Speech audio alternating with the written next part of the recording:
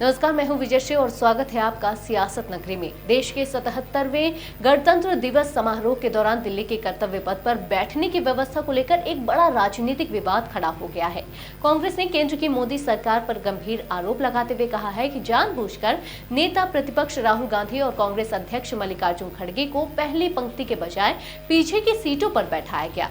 कांग्रेस नेताओं का कहना है कि यह सिर्फ सीट व्यवस्था का मामला नहीं, बल्कि लोकतंत्र, विपक्ष और संवैधानिक मर्यादाओं का सीधा अपमान है।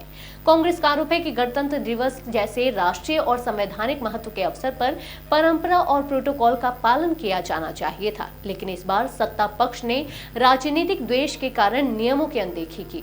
पार्टी नेताओं और समर्थकों ने सोशल मीडिया पर सरकार को घेरते हुए इसे हीन भावना से ग्रस्त राजनीति करार दिया है। कांग्रेस का कहना है कि विपक्ष के शीर्ष पद पर बैठे नेता के साथ ऐसा व्यवहार लोकतांत्रिक मूल्यों के खिलाफ है। इस पूरे विवाद के बीच कांग्रेस नेता मनीष तिवारी ने सोशल मीडिया पर पुराने दौर की तस्वीरें साझा कर सरकार को जवाब देने की कोशिश की। उन्होंने याद दिलाया कि जब कांग्रेस सत्ता में थी तब भाजपा के वरिष्ठ नेता लालकृष्ण आडवाणी, अरुण जेटली और सुषमा स्वराज को गणतंत्र दिवस समारोह में पहली पंक्ति में पूरे सम्मान के साथ बैठाया जाता था। तिवारी ने तंज कसते हुए कहा कि आज वही भाजपा नेता प्रतिपक्ष को तीसरी पंक्ति में बैठाकर लोकतांत्रिक परंपराओं की बात कर रही है। उन्होंने लिखा कि जनता सब देख रही है और इतिहास सब याद रखेगा।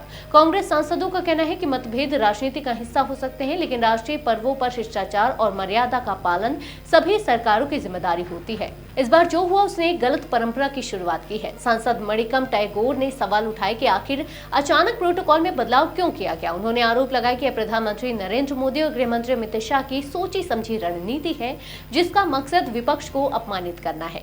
राज्यसभा सांसद विवेक तनखा ने भी इस मुद्दे पर नाराजगी जताते हुए कहा कि सत्ता पक्ष की ऐसी छोटी और संकीर्ण सोच से लोकतंत्र आहत होता है।